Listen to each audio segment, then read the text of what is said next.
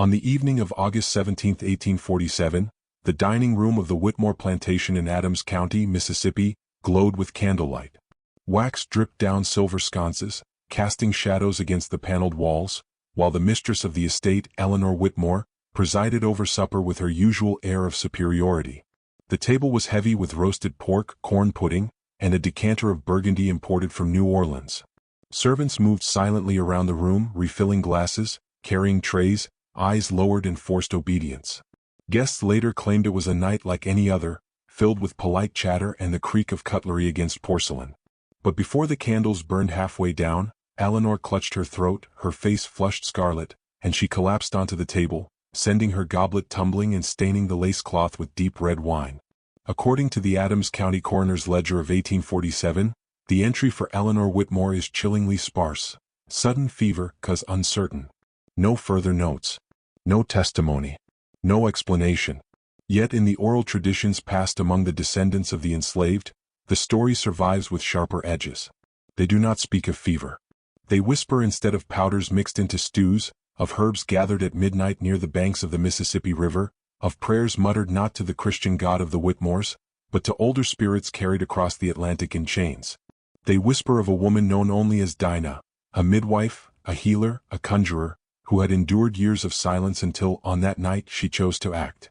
Plantation records, wills, and inventories make no mention of Dinah beyond cold descriptions. Female, aged 32, valued at $600. To her owners she was nothing but property. But to her own community, Dinah was something more. A woman of knowledge, a vessel of the old ways, a hoodoo practitioner who stitched survival into every herb poultice and whispered spell. When Eleanor Whitmore fell lifeless, those who served in that house swore they heard Dinah humming an old tune under her breath, a song no overseer could recognize but every enslaved person knew meant protection, retribution, justice cloaked in shadows. The white press of the time barely acknowledged Eleanor's death. The Natchez Courier ran a brief obituary praising her grace and Christian charity. But no mention of illness, no cause of death, no suspicions raised. Strangely, within weeks, neighboring planters were warned not to spread rumors, and the county courthouse suffered a mysterious fire the following spring that destroyed several trial records from the previous year. Historians call it coincidence. Descendants call it deliberate erasure. For every official paper that vanished, a whisper grew stronger, that Dinah had poisoned her mistress, and that the curse did not end with Eleanor's death, but with the slow unraveling of the Whitmore bloodline. Court documents that survived elsewhere hint at a cover-up. In the Mississippi State Supreme Court appeal files of 1850, there is an indirect reference to poisonings alleged but dismissed for want of credible testimony, the accused being of Negro race and not to be trusted. It is the closest the archives come to naming Dinah. But in the silence of these gaps, folklore filled the void. Families of the enslaved told their children never to drink from the Whitmore well, for the land itself had soured. Local black preachers in Reconstruction-era Mississippi warned their congregations that the Whitmores were cursed, that no child born of Eleanor's line would reach adulthood. And indeed, parish records show a chilling pattern. 3 of Eleanor's grandchildren died before their 12th birthdays, each listed as cause uncertain. So what truly happened in that candlelit dining room on the night of August 17, 1847?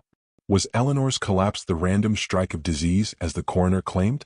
Or was it the final act of a woman who had been pushed past the limits of human endurance, who had seen children torn from her arms and lashes laid upon her back, and who used the only weapons left to her?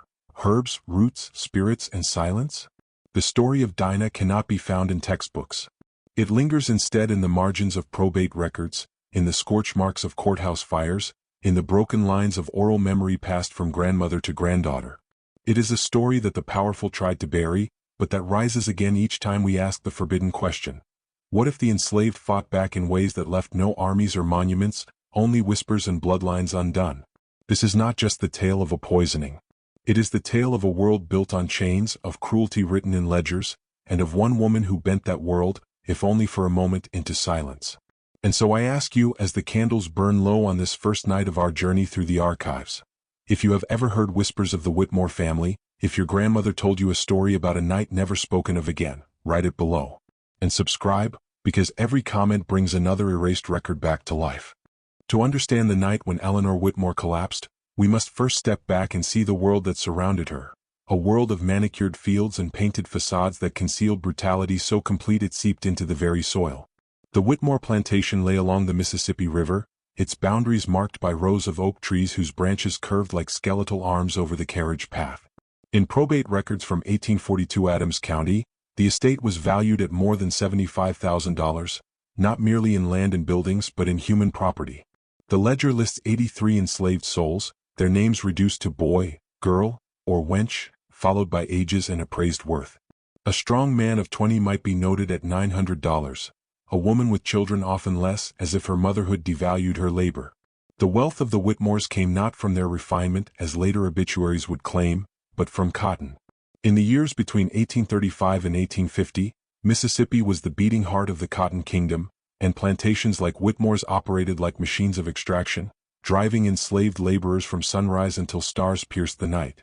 Agricultural reports in the Mississippi Almanac of 1846 boast of record harvests from Adams County, but between those glowing statistics lies silence about the bent backs and broken bodies that made them possible. The main house was built in the Greek Revival style, 2 stories of white-painted wood with fluted columns meant to echo Athens, though it stood on land stolen from the Natchez people and watered with the blood of Africans. Visitors to the estate described its grandeur in glowing letters preserved in the Natchez Historical Society archives, writing of the most splendid hospitality, where the mistress commands both respect and devotion from her Negroes. Yet those same devoted people were housed in wooden cabins with dirt floors, their beds stuffed with corn husks, their lives measured not in years but in yields. The overseer's diary from 1845, one of the few surviving documents not lost to courthouse fire, is blunt in its cruelty: 2 boys whipped for idleness. Dinah reprimanded for insolence. The crop advances. Each entry reduces suffering to a footnote beside Cotton's progress. The plantation was a theater where every actor played their role under the lash, the Whitmores performing gentility while their overseers performed terror. Life in this world was designed to erase individuality. Names were stripped away, replaced with whatever a master preferred. Births were recorded not in joy but in figures that inflated a planter's wealth. Deaths were noted only as financial loss. The slave schedule of the 1840 census for Adams County lists 1 female, age 30 to 35, black, illiterate. This historian suspect may have been Dinah. The records never call her healer, never call her mother, never call her human. They call her nothing more than a number, yet through the silences of these documents we glimpse the cruelty of a system that depended on her labor while denying her identity. The plantation's geography was both beautiful and suffocating. Fields stretched for miles, broken by the steady pulse of the Mississippi River. Songs sung in the fields carried coded messages. Lines about crossing the Jordan River were, in truth, about the Mississippi itself, a hope that freedom might lie across its waters. Yet escape was nearly impossible. Advertisements in the Natchez Daily Courier of 1846 list rewards for a Negro woman called Dinah, suspected of consorting with riverboat Negroes. Whether this referred to our Dinah or another woman bearing the same name is unclear, but it proves that the name already carried associations of resistance and danger. Within the household, enslaved women bore double burdens, working long hours in kitchens, nurseries, and laundries, then returning to their cabins only to tend their own children and scrape together survival. Dinah, as healer, moved between both worlds.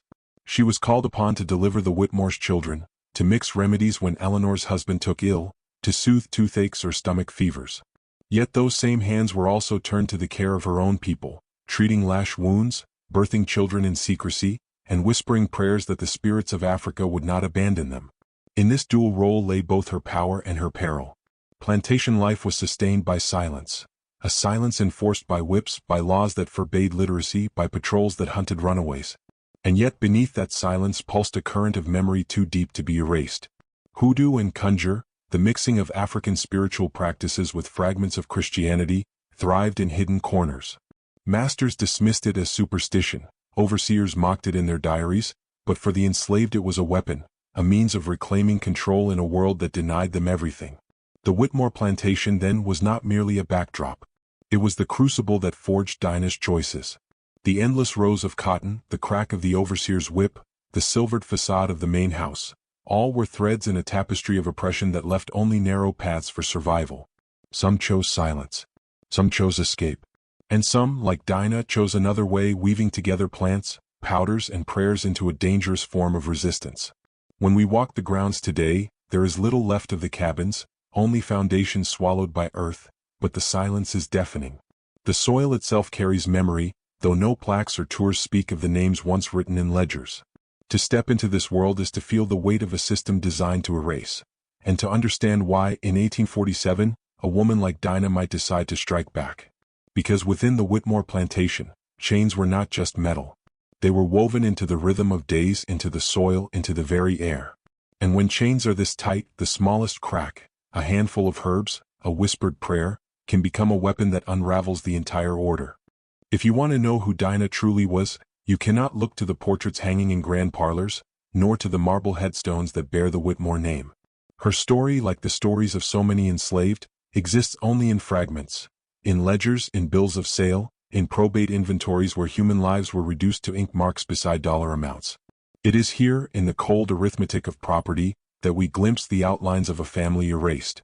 The Whitmore Estate Probate Inventory of 1839 lists, beneath the valuation of livestock and silver, the following line: Negro woman Dinah, 24 years, $600. Just below it, 2 children are noted: male child, 3 years, $100, female child, 1 year, $75. No names given, only designations as if they were calves or horses. The record is brief, but it reveals much: that Dinah was already a mother, that her children were considered assets whose worth could be calculated, and that her bloodline, though unacknowledged, was as vital to the Whitmore wealth as the acres of cotton outside their windows. Wills and deeds fill in darker details. In the last will and testament of Samuel Whitmore, 1841, his property was divided among his 3 white children. Alongside the silver tea set and acres of riverfront land, Dinah and her 2 children were bequeathed to his daughter Eleanor, the same Eleanor who would one day collapse at the supper table. The language is chilling in its casual cruelty: to my daughter Eleanor, I leave the wench Dinah an issue for the benefit of her household. Dinah was not considered a woman, a mother, or a healer. She was issue, a living tool, passed down like furniture, condemned to serve the very woman who would inherit her chains. Marriage records for enslaved people were rarely kept, but baptismal notes sometimes survive in church ledgers. In the register of St. Mary's Parish, Natchez, 1842, one finds an unusual entry: infant Sarah, baptized, mother Dinah, no father named, of the Whitmore estate. Here for the first time a name emerges: Sarah. A daughter born into bondage, baptized into a faith that promised salvation yet ignored the chains that bound her mother's wrists. The omission of the father's name speaks volumes. In countless cases, such silences hid the violence of white men against enslaved women, their assaults never recorded except in the light-skinned faces of children born without acknowledgement. For Dinah's family, survival meant navigating a world where their humanity was recognized only in whispers. Among the enslaved community, Sarah was not just issue. She was a child who learned to walk in the dust outside her cabin, who listened to her mother sing coded hymns by firelight, who grew up watching her mother grind herbs with a mortar and pestle, passing down knowledge older than the plantation itself. Oral accounts recorded by the Works Progress Administration in the 1930s recall women like Dinah who knew the plants, knew the signs, knew how to keep sickness off. Though these interviews never mention her by name, they echo the role she likely played: midwife, healer, conjurer, not just for her own blood but for all who shared her bondage. The ledger tells us nothing of Dinah's husband if she had one. Many enslaved marriages were torn apart at the auction block, children sold separately from fathers, wives shipped downriver to New Orleans. In runaway slave advertisements from the Natchez Daily Courier, 1844, a notice reads, "Wanted, the return of one Negro male, Jacob, aged 28, belonging to the Whitmore estate, suspected to have fled north with false papers." Was Jacob her husband? Her brother? Cousin? The records refuse to say. But the possibility lingers that part of Dinah's family was scattered even before the act of vengeance she would one day commit. The cruelty of the ledger is not only in its language but in what it withholds. It gives us numbers, values, ages, but never the laughter of Sarah chasing fireflies, never the songs Dinah hummed while braiding her daughter's hair, never the tears shed when a child fevered with malaria. This deliberate absence is its own kind of violence, stripping away the humanity of those it records. And yet, through its gaps, we are forced to imagine the lives that existed in spite of erasure. Among the enslaved, family was both fragile and indestructible. It was fragile because at any moment, a mother could be sold away, a child snatched from her arms and carried to an auction in New Orleans. But it was indestructible because even when scattered, kinship lived on in memory, in names whispered across plantations, in prayers spoken at night. Dinah's family was bound not only by blood, but by shared survival, by the knowledge that every breath they drew was an act of defiance against a system designed to extinguish them. When we read the probate line that says, "Negro woman Dinah and issue," we are meant to see only property. But behind that line is a mother whose children were born into chains, whose kin were scattered across counties, whose role as healer made her both essential and expendable. It is within this fractured family history that the seeds of resistance were sown.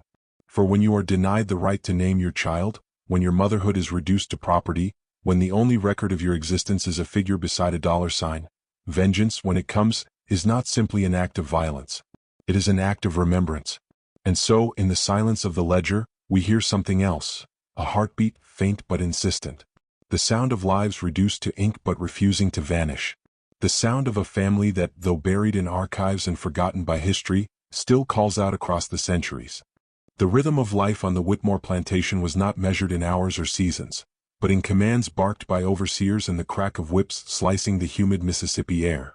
For Dinah and her children, each day began before the sun had risen, when the horn was blown and the enslaved stirred from their cabins, bones aching, eyes still heavy with exhaustion. The overseer's diary from 1845, preserved in fragments in the Adams County Courthouse records, states with clinical detachment, "Negroes roused before dawn, sent to fields. 2 lashes for tardiness. Crop advancing satisfactorily." In a single sentence, a world of suffering is condensed into statistics, as if flesh and bone mattered less than cotton bolls swelling on their stems. The cabins where Dinah and her family slept were crude structures of rough-hewn timber, dirt floors packed hard by bare feet, smoke curling through cracks in the roof because there was no chimney. Children often slept 3 or 4 to a pallet of straw, their bodies pressed together for warmth in winter, for comfort in summer when fear crept in with the sound of boots outside. An inventory from the Whitmore estate, 1843, lists Negro quarters, 10 cabins unfit for habitation. The phrase unfit is telling, for even in the eyes of slaveholding record keepers, the dwellings were acknowledged as barely shelter. From dawn to dusk, Dinah and others labored in the fields, hoeing, picking, dragging heavy sacks across acres of land that seemed endless. Overseers carried ledgers to mark progress, noting how many pounds of cotton each hand produced. A strong man might be expected to pick 200 pounds a day, women less, though records show that many, driven by fear of punishment, matched or even exceeded men's quotas. Those who faltered were whipped publicly. One entry in the overseer's journal reads, "Dinah insolent when told to hasten her pace. 10 lashes administered. She resumed work after." The casual cruelty of these lines obscures the human cost. Flesh torn, dignity stripped, silence imposed. And yet silence was never complete. Beneath the overseer's eye, a different rhythm pulsed, one of whispered songs and muttered prayers. Spirituals, sung in the fields, carried double meanings. "Swing low, sweet chariot," a hymn of deliverance, was at once a Christian plea and a coded message about escape, the chariot being the Underground Railroad. Though the Whitmore plantation lay deep in Mississippi, far from the northern border, such songs carried hope like sparks in darkness. In the kitchens and cabins, another kind of survival thrived. Hoodoo, a blend of African traditions, native knowledge and fragments of Christianity, provided both medicine and resistance. Dinah, known among the enslaved as a healer, collected roots and herbs in secret. Oral histories recorded in the Works Progress Administration Slave Narratives, 1937, describe women who knew what root to chew when the belly hurt, what leaf to boil when the skin broke out, and what words to whisper when the lash cut deep. Dinah likely passed these remedies along, healing wounds inflicted not just by disease, but by the lash itself. The Whitmores may have mocked her practices as superstition, yet they summoned her whenever fever struck their children. She moved between worlds, servant in one, conjurer in the other. Silence was her armor. The enslaved learned to mask their thoughts, to bow their heads and keep their eyes lowered even as their minds raced with memory and defiance. An enslaved man interviewed in 1937 remembered, "We didn't say what we thought. Not out loud. We kept it inside like a locked box. But in the night, in the dark, the box opened." In the dark of her cabin, Dinah's voice rose in low chants, songs half forgotten from Africa, mingled with the cadences of Christian psalms. To the Whitmores, it was nothing but strange humming. To her community, it was strength, a reminder that they were more than the chains that bound them.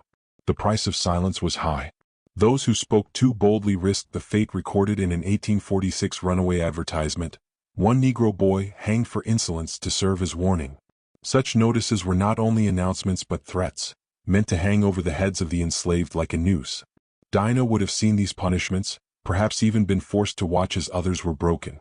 Survival meant swallowing rage, tending wounds, teaching children to keep their voices low. But survival also meant preserving fragments of humanity in secret places. In stories, in remedies, in whispered names of ancestors never written in ledgers. Life under the yoke was a theater of contradictions. The Whitmores feasted on imported wine while Dinah gathered dandelion greens to keep her children alive. The overseer measured cotton by the pound while enslaved mothers measured hope by the night's prayers. Chains defined their days, but silence preserved their inner worlds, where memory and identity endured. The silence, however, was not submission. It was waiting. Waiting for a chance, a spark, a moment when the locked box of pain and memory could be opened, and silence would turn into action. Dinah's silence was not emptiness, it was a reservoir, deep and dark, filling with every lash, every insult, every child's cry. And when the reservoir overflowed, it would not be in words, but in something far more dangerous. Because survival under the yoke was never just about enduring. It was about remembering who you were when the world insisted you were nothing. And in remembering, seeds of resistance began to take root, hidden, silent, but growing stronger with every passing year. Every act of rebellion, no matter how small or hidden, begins with a fracture. For Dinah, that fracture widened slowly, through years of cruelty endured in silence, until one day it broke wide enough that silence could no longer contain it.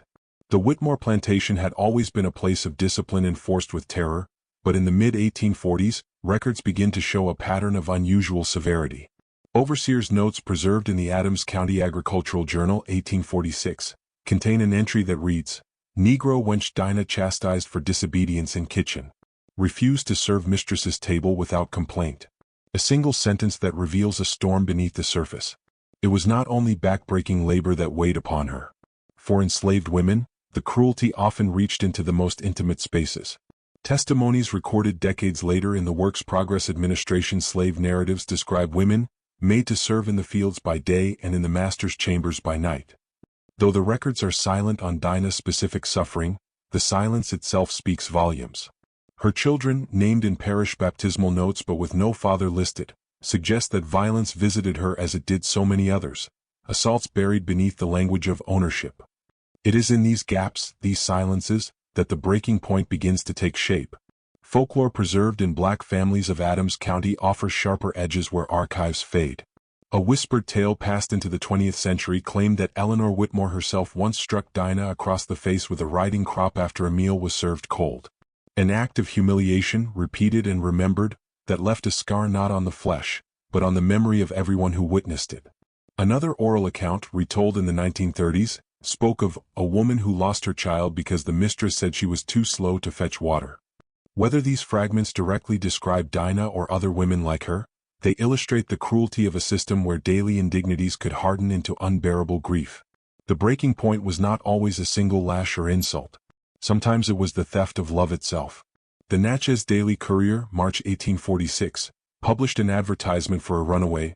One Negro boy, Jacob, belonging to the estate of Whitmore, has absconded, suspected of making north by river. The Whitmores placed a reward of $150, a staggering sum for the time. Did Jacob belong to Dinah? Was he her husband, her brother, her kin? If he was her husband, then his absence would have torn her world in half, leaving her to raise children alone under the same mistress who mocked her pain. If he was kin, the loss would have been no less sharp. Family separation was not incidental to slavery, it was the very weapon by which it sustained control. And for Dinah, it may have been the wound that festered too long. Even in the overseer's detached notations, glimpses of escalation appear. In Court Ledger 1847 Adams County, there is a reference to an incident in which the wench known as Dinah was reprimanded for impertinence toward her mistress. Impertinence was the word planters used to mask defiance. It might mean speaking too directly, refusing an order, or even something as small as a glance held too long.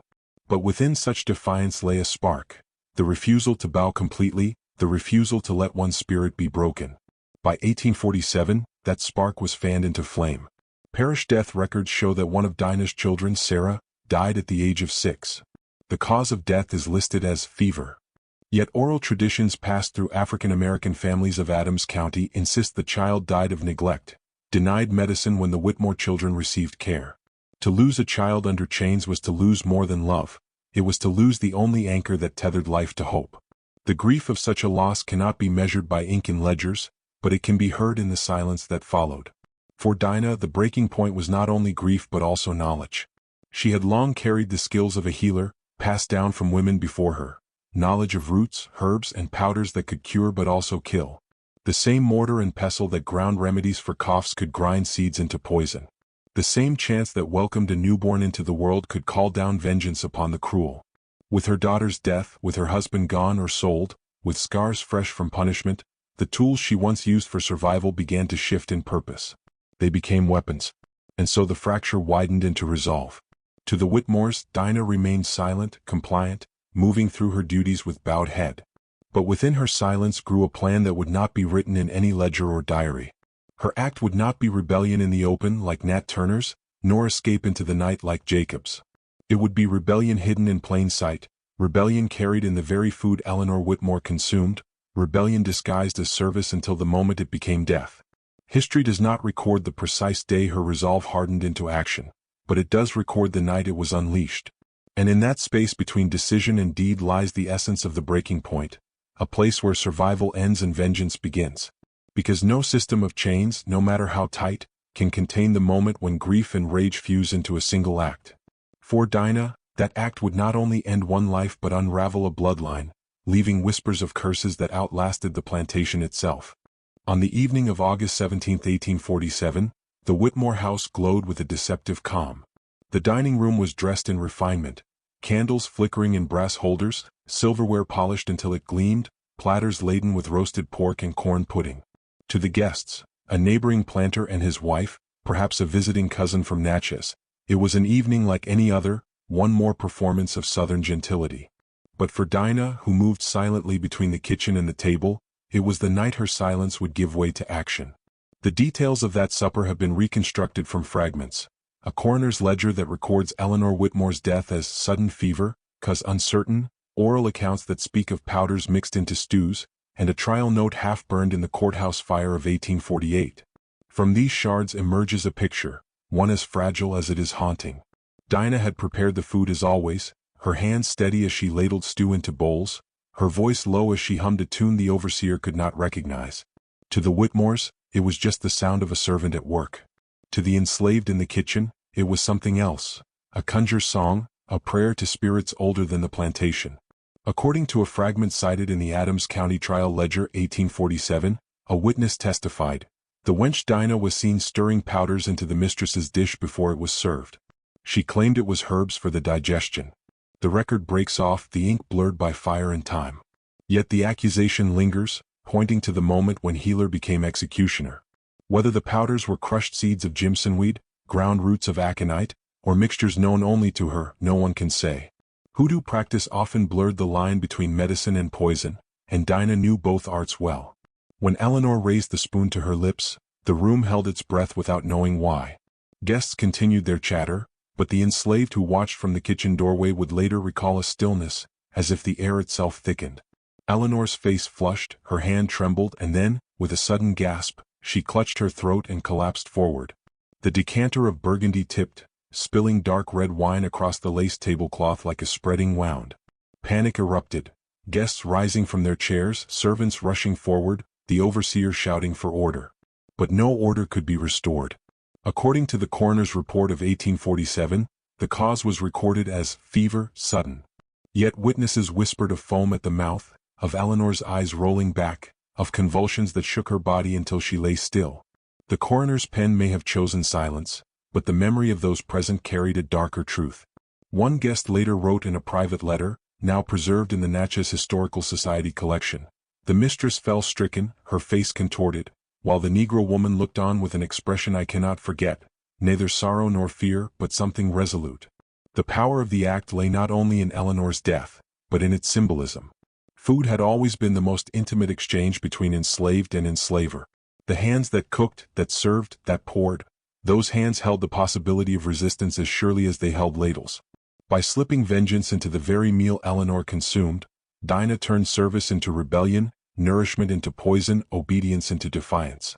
She used the very system that had sought to erase her as the instrument of its undoing. Folklore remembers the moment with embellishments that records cannot confirm. Some say Dinah buried a doll beneath Eleanor's bed weeks before, tied with red thread and dusted with graveyard dirt. Others whisper she walked the fields at night, gathering herbs by moonlight while humming songs in a language no overseer understood. These fragments, whether truth or legend, remind us that enslaved resistance was not always swords and fire. Sometimes it was roots, whispers, and shadows moving unseen. The Whitmores, unprepared for such a reversal, scrambled in terror. The overseer ordered Dinah seized, but among the enslaved, silence held firm. No one spoke. No one accused. If eyes lingered on her, it was with a mixture of fear and awe. For in that moment, Dinah embodied what few dared to imagine, that even in bondage one could strike back. The act was swift, almost invisible in its execution, yet its echoes would outlast the plantation. Eleanor's death was only the beginning. Within months, whispers spread through Adams County, that the Whitmores were cursed, that no child of Eleanor's line would prosper. Parish records show 3 of her grandchildren dead before reaching adolescence, their causes listed as uncertain fever. Coincidence, perhaps? Or the slow burn of a curse that began at a supper table in 1847. For the enslaved community, Dinah's act became a story not of murder but of justice. Justice in a world that knew no courts, no fairness, no acknowledgement of their suffering. Justice delivered not by law, but by the hands of a woman who had lost everything and used the only weapon she had left. The night history tried to erase was not merely an evening of death. It was a moment when silence broke, when chains loosened, if only for a breath. A moment when one enslaved woman, unseen and unrecorded, reminded the world that oppression breeds resistance, and that resistance, once born, cannot be silenced. And so the question lingers as haunting now as it was that night. Was this madness or was it survival? Was Dinah's hand guided by desperation, or by something older and deeper? The demand for justice carved into the bones of those who had no other recourse? Whatever the answer, the candles burned low that night over a tablecloth stained with red, and the Whitmore bloodline would never be the same. The death of Eleanor Whitmore did not end with her final breath. In the world of Mississippi's plantations, the death of a white mistress, sudden, unexplained, suspicious, was never allowed to remain an isolated tragedy. It became an excuse, a rallying cry for vengeance, a warning meant to ripple across fields and cabins, reminding every enslaved person of the price of defiance. And so, when Eleanor collapsed at her own table, the fire of retaliation spread faster than any rumor. Within hours, the Whitmore overseer had summoned neighboring planters and their hired militia. Surviving fragments from the Adams County Sheriff's Roll, 1847 record the dispatch of armed patrols to secure the Whitmore estate and quell disorder. Disorder, of course, meant terror. Terror directed not at one accused woman but at the entire community bound in chains. The overseer's diary, already a litany of cruelty, becomes sharper in those days. 3 wenches flogged for insolence. 2 boys confined. 1 Negro suspected of poison. Though Dinah was surely the target, punishment was scattered like buckshot, striking anyone within reach. Witnesses described the scene in hushed tones decades later. In oral histories collected during the Works Progress Administration interviews of the 1930s, one former enslaved man recalled, "They whipped everybody that week. Didn't matter if he was in the field or the house. Folks screaming all night. They wanted us to know, we was property and property couldn't strike back." The lash sang from dawn until dusk, a symphony of pain conducted to drown out the whispers of hoodoo and resistance. But the lash was only the beginning. According to a burned fragment of the Natchez Daily Courier, August 19, 1847, there were suspicions of Negro conspiracy, several detained. The word conspiracy was the planters' way of framing even the smallest hint of resistance as an organized revolt. It justified mass punishment, public executions, and the tightening of chains. Oral memory suggests at least 2 men from the Whitmore estate were hanged in those days, not because they had poisoned Eleanor, but because vengeance demanded blood. Their names, like so many others, were swallowed by the archives, erased to protect the dignity of the slaveholding class. Dinah herself, according to rumor, was locked in the smokehouse, awaiting trial. Some say she confessed under torture, naming herbs and powders as her weapons. Others insist she never spoke a word, her silence more damning than any testimony. A note in the Adams County Court docket, September 1847 mentions, the Negro woman Dinah held for examination, But the rest of the page is missing, torn or burned. The erasure of her fate is itself a kind of verdict. Not innocence, not guilt, but disappearance. The Whitmores and their allies worked quickly to suppress the scandal. For them, admitting that an enslaved woman had killed her mistress was unthinkable. It would expose the fragility of their control, the cracks in their carefully constructed world of mastery and gentility. And so the official cause remained fever. Eleanor was buried in consecrated ground, her obituary in the Natchez Courier praising her grace, charity, and Christian devotion. Not a word of poison. Not a whisper of hoodoo. Her death was rewritten to protect the living, not the enslaved but the white families whose power depended on silence. But silence could not erase the suffering that followed. The enslaved on the Whitmore estate bore scars that would never heal. Overseers used Eleanor's death as justification for harsher discipline. Pregnant women were forced back into fields within weeks of childbirth, children were yoked to work earlier, food rations were cut. In one overseer's surviving note from October 1847, he writes, "Negroes sullen since Mistress's passing. Discipline must be unrelenting." Sullen was their word for grief, resistance, even thought itself. To be sullen was to be dangerous. And so Dinah's community lived under an even heavier yoke, punished not only for her act but for the unspoken possibility that others might follow. And yet, beneath the terror, something shifted. In the cabins, mothers whispered her name like a secret prayer. Children were warned never to speak of it to whites, but in the dark they learned, Dinah had struck back. Even as overseers cracked whips, the story of her vengeance spread quietly across Adams County. It crossed plantations, carried by visiting preachers, by traders, by enslaved people sold downriver. What the Whitmores tried to smother with lash and gallows only grew stronger, a seed of defiance carried from voice to voice. The aftermath then was not only blood and punishment. It was also memory, a memory sharpened by cruelty, engraved deeper with every scar. For while Eleanor's obituary remains in the newspaper archives, Dinah's story survived where paper could not reach, in the whispered assurance that even chains could not prevent resistance, that even a single act could unravel the illusion of white invulnerability. The Whitmores may have believed they had restored order with whips and hangings, but the silence that followed was not the silence of defeat. It was the silence of endurance, of stories carried underground, waiting for the day they would rise again. Because every lash, every execution, every erased record only proved the truth the planters feared most, that their world was built on a foundation of blood, and that blood, once spilled, never truly disappears. Trials in the slaveholding South were never about truth. They were theater designed not to uncover justice but to protect the illusion of white authority. When Dinah was dragged before the court in Adams County, the outcome was already decided, long before any testimony was heard. She was a black woman, enslaved, accused of defying the most sacred boundary of the plantation world, striking at a white mistress. No evidence, no plea, no witness in her defense could alter the script. And yet, piecing together what little remains, we can glimpse how this performance unfolded.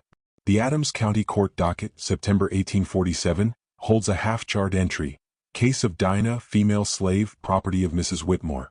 Accused of administering poison. Examination held." The ink fades into ash at the edges, the rest of the page destroyed in the courthouse fire of 1848. But other fragments survive. A clerk's notebook, preserved by chance in a private collection, contains shorthand notes: witness, overseer, states woman insolent, known to practice herbs. Mistress fell at table, Negro at kitchen door. That word, insolent, appears again and again, repeated like a refrain. It was not only the alleged act that condemned her, but the mere fact that she was not broken enough to mask her defiance. The courtroom itself would have been a spectacle. Dinah brought in chains, forced to stand before a bench of white men, her body bearing the scars of lashes already administered. Her voice, if she spoke at all, would have been drowned in the language of the court, a language that rendered her wench, Negro, property. In the Mississippi Slave Code of 1822, the law explicitly stated, "The testimony of a slave shall not be admitted against a white person." She could not testify in her own defense. Her words, her truth, were inadmissible from the start. Instead, the voices that filled the chamber belonged to overseers, neighbors, and perhaps even members of the Whitmore family. They described her skill with herbs, her knowledge of roots, her reputation as a conjure woman. What was once valued in secret, her ability to heal children, to soothe fevers, to deliver babies, was twisted into evidence of guilt. A line from the overseer's diary, August 1847, was read aloud. Dinah scolded for muttering over herbs in kitchen. What he dismissed as muttering was likely a prayer, a chant carried from her ancestors. In court, it became the proof of witchcraft, a sign of malicious intent. There may have been witnesses among the enslaved, forced to speak under threat of the lash. Their words, if recorded at all, would have been filtered through the clerk's pen, reshaped into the language of obedience.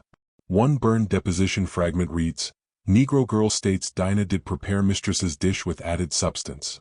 Whether that girl spoke those words or whether they were forced into her mouth, we cannot know. What we do know is that enslaved children and adults alike were often coerced, their testimony bent until it served the master's story. And so the trial proceeded, not as a search for truth, but as ritual punishment, meant to reinforce the boundaries of power. In the Natchez Gazette, September 20, 1847, a small article appeared, "An unfortunate Negro woman has been charged with a crime most foul. The matter is under examination, but little doubt exists as to the outcome." The article ends there, as if the outcome was too obvious to merit description. Did the court sentence Dinah to death? Some records suggest she may have been hanged within days, her body displayed as a warning. An 1850 letter by a traveling preacher in Adams County mentions, "A Negro woman strung for poison in 47. Yet other accounts hint at disappearance. Oral history claims she was sold quietly downriver to New Orleans, erased from local memory but alive, carrying her knowledge into new fields and kitchens. In the absence of clear records, her fate remains shrouded in ash and rumor. What is certain is this: the trial silenced her voice, whether through death or forced exile. It twisted her knowledge into evidence, her silence into guilt, her existence into a warning. The courtroom was less about Dinah herself and more about spectacle, a performance staged to remind every enslaved person in Adams County that resistance would be met with fire, rope, or the auction block. And yet, in their effort to erase her, the court left traces. Burned fragments, half-phrases, blurred ink, all of them testifying in their silence to a story that refused to vanish completely.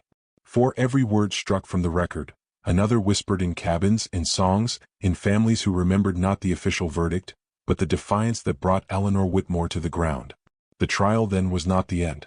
It was the beginning of the suppression, the deliberate rewriting of history, the careful burning of ledgers, the insistence that a mistress had died of fever, nothing more. But in those ashes, the outline of Dinah remains, sharper than the court ever intended. And so we are left with the haunting question: did justice fail, or did justice in some hidden way slip through in the form of her silence? Was her condemnation the end of her story, or the spark that ensured it would never truly be erased? The aftermath of Eleanor Whitmore's death was not simply blood and lash. It was silence, silence carefully manufactured, stitched together by planters, editors, and clerks who understood that the greatest threat was not the act itself, but the story of it. If word spread that an enslaved woman had poisoned her mistress, others might follow. And so the South's most enduring weapon was brought to bear: erasure. The Natchez Courier, which carried Eleanor's obituary in August 1847, offers a masterclass in omission. Her death notice reads, "Departed this life Mrs. Eleanor Whitmore, beloved wife, known for her Christian charity and grace." No mention of suddenness. No mention of convulsions at the supper table. No whisper of suspicion. She is memorialized in polished prose, her flaws erased, her death smoothed into the acceptable tragedy of fever. In the days that followed, the newspaper printed a correction to an earlier rumor that a Negro hand was involved. The correction dismissed the report as idle talk. But we know from trial fragments that Dinah was indeed examined in court. The correction was not about truth. It was about control. Control also meant fire. In April 1848, less than a year after Eleanor's death, the Adams County Courthouse burned. Officially, the blaze was blamed on a stovepipe accident. Yet among the records lost were not only tax rolls and land deeds but the very dockets that contained Dinah's name.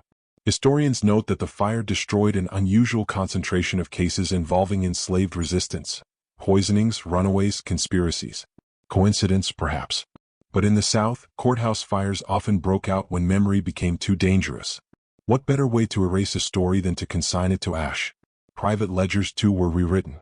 Surviving plantation account books from neighboring estates contain odd entries in 1847. Negro woman sold, reason not specified.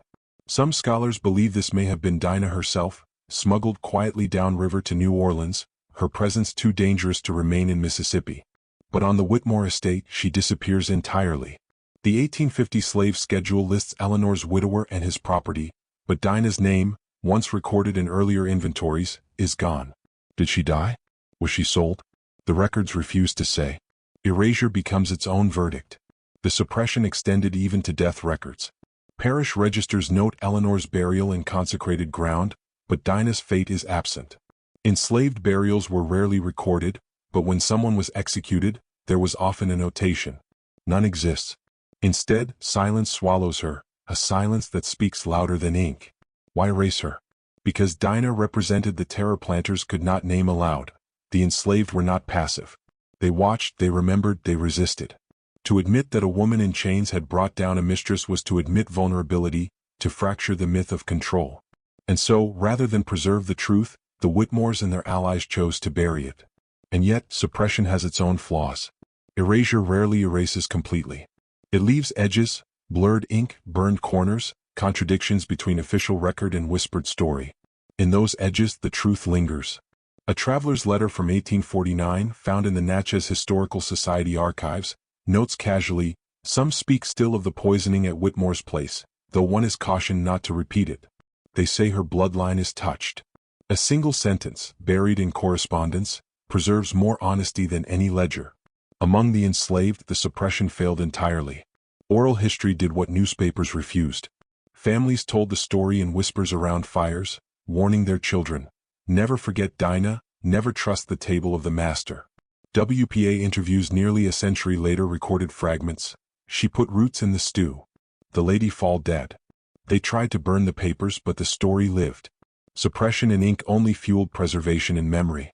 The South was a place where fires destroyed courthouses with suspicious regularity, where obituaries spoke in euphemisms, where property ledgers were adjusted to erase uncomfortable truths. Dinah's story was not unique in this regard, but what sets it apart is that, despite the erasures, despite the fires, her act was remembered. Not in the ways planters intended, but in the voices of those who survived her world. And so we are left with a paradox.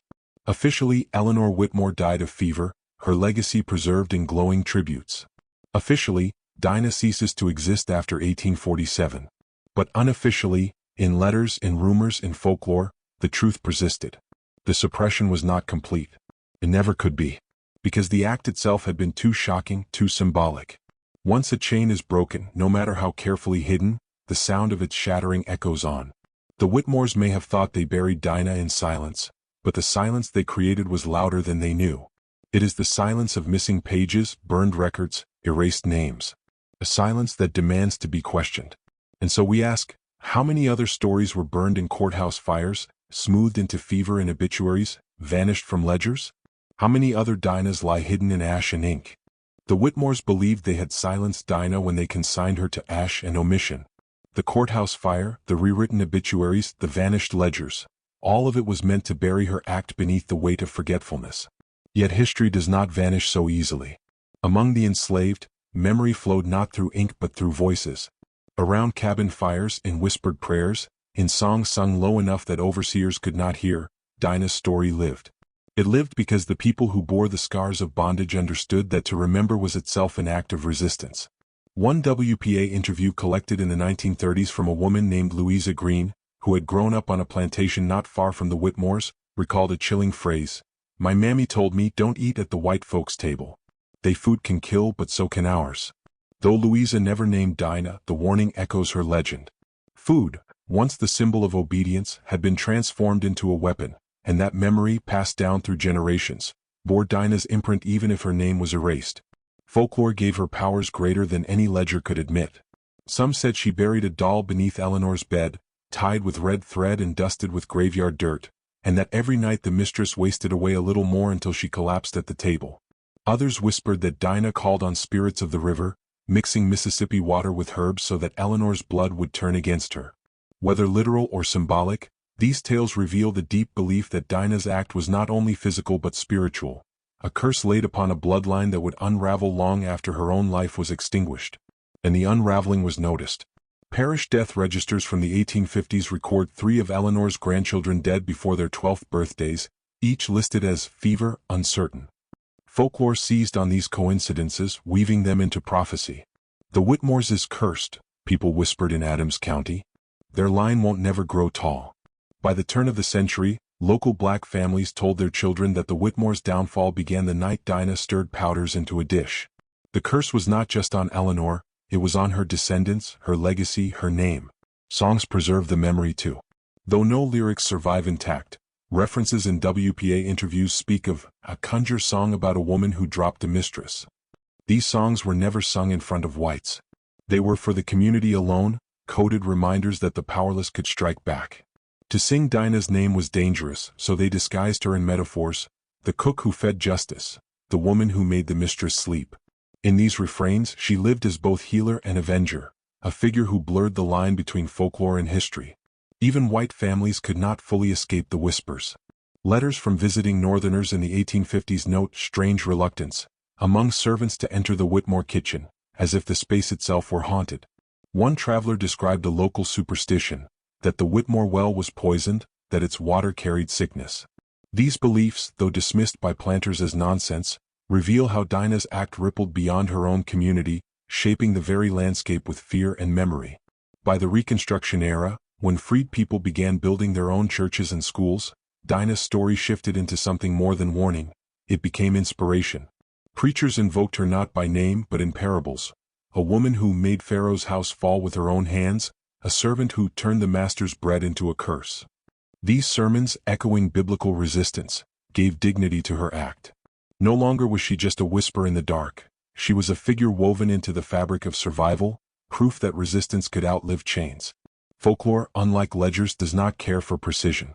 It bends, reshapes, and exaggerates, but in that flexibility lies its strength. For while the Whitmore's archives turned to ash, Dinah's memory could not be burned. She lived in every warning passed from mother to daughter, in every song hummed by firelight, in every knowing glance exchanged when a white mistress lifted her spoon to her lips. The Whitmores carried portraits and headstones to preserve their lineage. Dinah's descendants carried words. Words spoken in secrecy, words that shifted like shadows but never disappeared. And those words ensured that her act, though erased from official history, would remain carved into memory. In the end, folklore did what courts and newspapers could not. It preserved a truth too dangerous to print. It remembered the night justice was served, and it kept alive the lesson that even in bondage the powerless could wield power. Because memory, once whispered, cannot be unspoken. To tell Dinah's story as if it were an isolated act would be to accept the lie that the Whitmores and their neighbors wanted the world to believe. But Dinah was not alone. Her choice to stir powders into a dish was not a solitary madness, nor a singular aberration. It was part of a long, often suppressed tradition of enslaved resistance. A tradition carried in whispers, in hidden acts, in rebellions written out of newspapers but preserved in scars and song. Historians, digging through the fragile paper trail of the 19th century, have uncovered dozens of cases that mirror Dinah's. The Louisiana court records of 1833 describe the trial of an enslaved cook accused of poisoning coffee served to her mistress. The court declared her guilty despite the lack of evidence and ordered her hanged in public, to deter others. In Charleston, 1840, the Gazette briefly noted the arrest of a Negro wench suspected of poisoning her owner's stew, before the article was abruptly retracted in the following day's edition. And in Virginia, accounts from the early 1800s tell of enslaved men and women slipping crushed peach pits into food, using cyanide hidden in the ordinary. These cases rarely survive in detail. Most were suppressed, their records burned, their stories dismissed as rumor. But the repetition is undeniable. Poison was the weapon of those who could not raise muskets or swords, who could not gather armies without being slaughtered. It was rebellion conducted in kitchens, in quiet, in ways invisible until the moment a master collapsed. Folklore and oral history confirm what the records hide. In the WPA slave narratives, collected nearly a century later, one former enslaved man in Louisiana said plainly, "We knowed some of the women put roots in the white folks' food. They never told nobody, but sometimes the master falls sick and never get up." Another woman in Georgia remembered, "Old folks say don't eat nothing the conjure woman fix, 'cause she can make it heal you or kill you." These testimonies, though vague, echo the same pattern. Healers who doubled as avengers, kitchens that doubled as battlegrounds. Even more famous acts of resistance bear the same threats. Nat Turner's rebellion in Virginia, 1831, was an explosion of violence, openly declared. But Turner himself was deeply steeped in visions, dreams, and prophecy, blending spiritual belief with revolt. Dinah's act fits into this same tapestry. the blending of faith, folklore, and fury into a weapon against bondage. And though Turner's rebellion made headlines, Dinah's remained in whispers, not because it was less powerful, but because it was more insidious. A master could defend against a sword. How could she defend against her own supper? Planters knew this. They feared it. Manuals for slaveholders in the antebellum South are filled with warnings about Negro superstitions, about servants in kitchens, about the danger of allowing enslaved cooks access to powders and herbs. One planter in Mississippi wrote in his diary in 1845, "It is said Negro women know the roots, and I confess a dread when the soup is brought to table." Such dread reveals the truth. They were afraid of the very people they claimed to own, afraid because they knew that control was always fragile, always one poisoned dish away from collapse. Dinah's act, then, was not an outlier but a link in a chain of resistance stretching across the South. Every whispered poisoning, every rumored curse, every sudden death recorded as fever, may have been another hand striking back. Enslaved people had little chance to leave monuments or memoirs, but they left patterns, patterns that speak louder than the silence of archives. Even after emancipation, Black folklore preserved these stories as part of a larger tradition of resistance. Hoodoo, conjure, and root work became ways of carrying cultural memory, embedding the history of rebellion into practices dismissed by outsiders as mere superstition. To say a woman could curse a bloodline was not just folklore, it was a way of remembering that enslaved women had once resisted, even in chains. What makes Dinah's story haunting is not only what she did, but how many others like her remain unnamed. How many deaths written as sudden fever were, in truth, acts of vengeance? How many courthouse fires concealed trials of women who, like Dinah, stood silent as their fates were sealed? How many families whispered of curses that no obituary dared mention? The pattern is there if we choose to see it. A pattern of hidden resistance, of silenced rebellion, of women who wielded roots and powders as weapons sharper than any blade. Dinah was not alone. She stood in the company of countless others, unnamed, unrecorded, erased, who refused to submit completely, who struck back in ways the world was never meant to know. And so the question becomes, how many more Dinahs are buried in the ashes of history, waiting for their names to be spoken again? The Whitmore plantation no longer stands. The house, with its white columns and manicured lawns, rotted away long ago, swallowed by vines and silence. The cabins where Dinah once slept have collapsed into the earth, their foundations hidden beneath weeds. To pass along the Mississippi River today, one might never guess that this land once held 83 souls in bondage, nor that within its dining room a mistress collapsed, her goblet of wine spilling like blood across the tablecloth. The world has moved on, but the silence of the soil carries memory still. Dinah's name does not appear in textbooks. It does not appear in the Whitmore family genealogy, which praises its patriarchs and preserves portraits of its mistresses in gilt frames. She remains absent from the official archives, absent from obituaries, absent from monuments. And yet, her presence lingers like smoke. It lingers in burned court records, in blurred ink, in fragments of witness testimony, in oral history whispered across generations. When we gather the fragments together, we see more than one woman's act. We see the structure of an entire world, built on chains, upheld by violence and maintained through silence. Dinah's story exposes not only the fragility of that world but also the lengths to which it went to bury its own fractures. Fever, they called it. Accident, they insisted. But every correction in a newspaper, every courthouse fire, every ledger with her name missing reveals the opposite. That something dangerous had occurred, something that could not be allowed to live in the light. And yet it lived. It lived because the enslaved remembered. It lived because folklore gave her back her voice when the law tried to take it.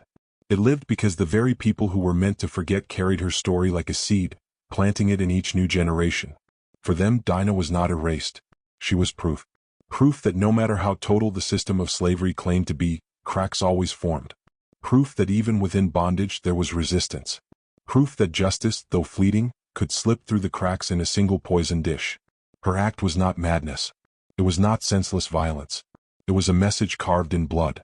A message that said, "You cannot strip me of my humanity without cost. You cannot bury my children without consequence. You cannot sit at your table in safety while I serve your food, knowing what I know." And so Eleanor Whitmore's bloodline faltered.